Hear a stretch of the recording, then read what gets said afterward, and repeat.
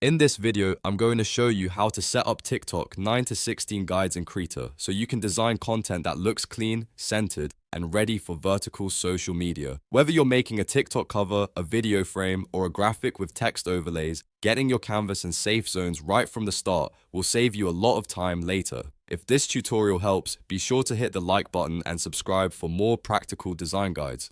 Alright, let's jump in. First, open Krita and create a new file. You'll want a 9 by 16 canvas because that is the standard vertical TikTok format. So click New File, then go to the Custom Document tab. Here, set the width to 1080 pixels and the height to 1920 pixels. These dimensions are perfect for full screen vertical content and will give you a proper high resolution layout. Next, set the resolution to 300 ppi. This is especially useful if you're working with text, shapes, or any design elements that need to stay sharp and clear. Even if your final output is for digital use, starting with a crisp document helps keep everything clean while you work.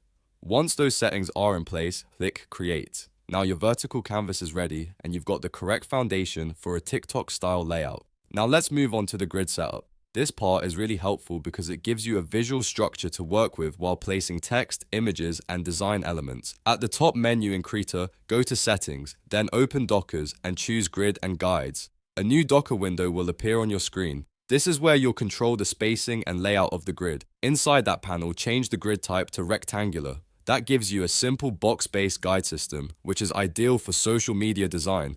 Now make sure the lock aspect ratio link icon is unchecked. This is important because you want to control the horizontal and vertical spacing independently. Set the horizontal spacing to 540 pixels. Since your canvas is 1080 pixels wide, this splits the canvas perfectly in half and gives you a strong center reference line. Then set the vertical spacing to 480 pixels.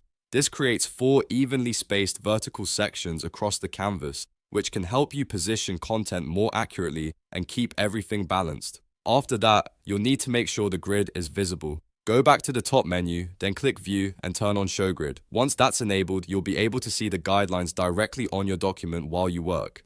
Now that your grid is set up, let's talk about safe zones. This is one of the most important parts of designing for TikTok because the app interface can cover parts of your content. If you ignore these areas, you might place text or important visuals where viewers can't fully see them. Start with the top 15% of the screen, which is roughly from 0 to 288 pixels. Try to keep important text and key visual details out of this area because TikTok's top bar, including the following and For You tabs, can sit over it.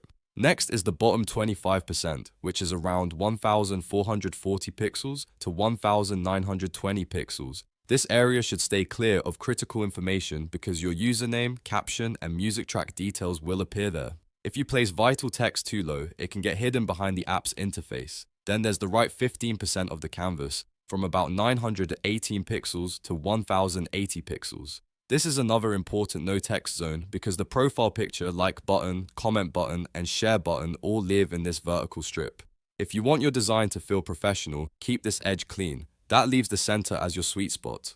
This is where you want to keep your most important visual elements, main captions, and focal points. If you keep the center area clear and organized, your design will look much better on TikTok and remain easy to read on any device. A really good extra tip is to create rectangle overlays on a new layer to mark these safe zones visually.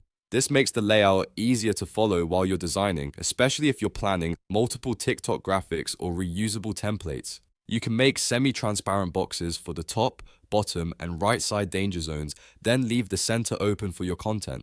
Once you've built this setup once, you can reuse it again and again for future projects. That means faster workflow, better consistency, and fewer mistakes when exporting TikTok-ready designs from Krita. If you're a creator, editor, or designer, this simple guide setup can make a huge difference in how polished your content looks. And that's how you set up TikTok 9 to 16 guides in Krita. You now have the correct canvas size, a useful grid system, and clear safe zones to keep your text and visuals in the right place. If this tutorial helped you out, please like the video, subscribe to the channel, and turn on notifications so you don't miss the next one. Thanks for watching, and I'll see you in the next tutorial.